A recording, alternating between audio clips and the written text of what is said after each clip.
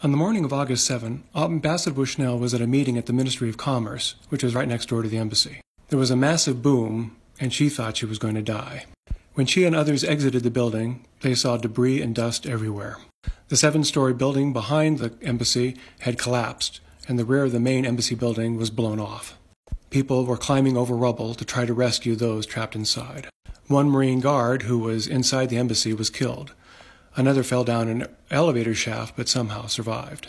Hours later, Ambassador Bushnell headed back to her residence. As she wrote later, too tired to even wash the dust and blood residue out of her hair.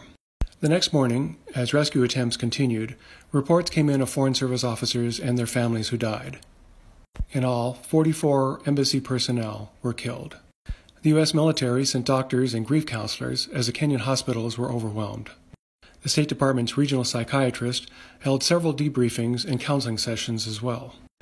Bushnell said she had to deal with the feeling that despite her best efforts, she had failed to keep the embassy personnel safe. Amidst all the chaos and mourning, embassy staff now had to deal with so-called disaster tourists. These included everyone from FBI agents, Fairfax County Search and Rescue, and a host of military personnel. Unfortunately, many of these people came in with no specific role, which created additional management issues for people already in crisis.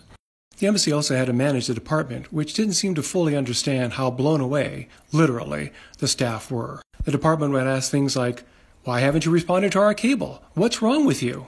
To which the embassy replied, "Our comm system has been destroyed, for starters." As for the embassy building itself, it finally was torn down. Bushnell pushed for a memorial at the site, which encountered department resistance. It was ultimately built with a wall containing the names of the deceased. And yes, a new embassy was eventually built. And yes, it has a setback.